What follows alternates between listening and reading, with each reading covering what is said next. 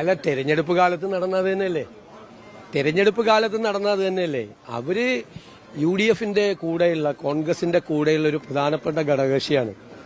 ഈ വിജയത്തിൽ നിർണായകമായ പങ്കുവഹിച്ചൊരു കക്ഷിയാണ്. അവർ ഞങ്ങളുടെ കൂടെ, കെ കരുണാകരന്റെ കാലത്തൊക്കെ ഞങ്ങളുടെ കൂടെ ഉണ്ടായിരുന്നതാണ് അന്നു മുതൽ. അവർക്ക് പ്രധാനപ്പെട്ട റോളുണ്ട്. പക്ഷെ അവരെ ഒറ്റ തിരിഞ്ഞ് ആക്രമിക്കുന്നത് ഒരു വിദ്വേഷ ക്യാമ്പയിൻ കേരളത്തിൽ ഉണ്ടാക്കി ഒരു ഡിവൈഡ് ഉണ്ടാക്കാൻ വേണ്ടിയിട്ടാണ്. ഞാൻ നേരത്തെ ഒരു ചോദ്യം ചോദിച്ചിരുന്നു. കേരളത്തിന്റെ പൊതുസമൂഹത്തോട് എനിക്കുള്ളൊരു ചോദ്യമാണ്. ഇന്ത്യൻ യൂണിയൻ മുസ്ലിം ലീഗ് ദുർബലമായാൽ ആ സ്പേസ് ആരും കൊണ്ടുപോകും? ആ സ്പേസ് ആരും കൊണ്ടുപോകും?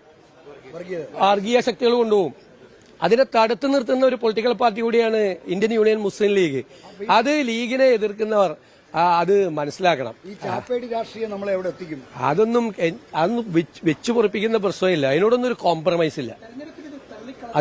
കോംപ്രമൈസ് ഇല്ല. വിദ്വേഷ പ്രചരണത്തിനെതിരായിട്ട് ഒരു കോംപ്രമൈസും ഇല്ല. സെക്യുലർ നിലപാടിന്, മതേതര നിലപാടിന് ഒരു കോംപ്രമൈസും ഇല്ല. തെരഞ്ഞെടുപ്പ് കാലത്ത് കോംപ്രമൈസ് ചെയ്തിട്ടില്ല. പിന്നെ ഇനി തെരഞ്ഞെടുപ്പ് കഴിഞ്ഞിട്ട് കോംപ്രമൈസ് ചെയ്യാൻ പോണ ഒരു കോംപ്രമൈസും ഇല്ല. കേരളത്തെ ഭിന്നിപ്പിക്കാൻ സമ്മതിക്കില്ല.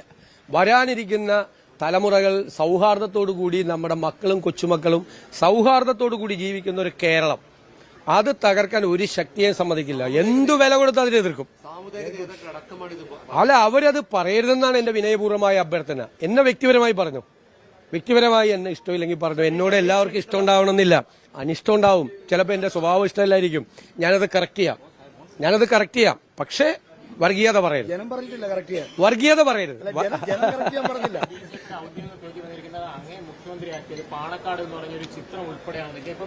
അല്ല, BJPയുടെ പരിപാടി എന്താണ്? വിദ്വേഷ പ്രചരണമാണ്. ദേശീയ തലത്തിലും സംസ്ഥാന തലത്തിലും അത് ചെയ്തുകൊണ്ടിരിക്കുകയാണ്. വിദ്വേഷ പ്രചരണം നമ്മളെ ഭിന്നിപ്പിക്കാനാണ്. ഇപ്പൊ നിങ്ങളുടെ കൂട്ടത്തിൽ എത്ര മതവിഭാഗങ്ങളിൽപ്പെട്ട ആളുകളുണ്ട്?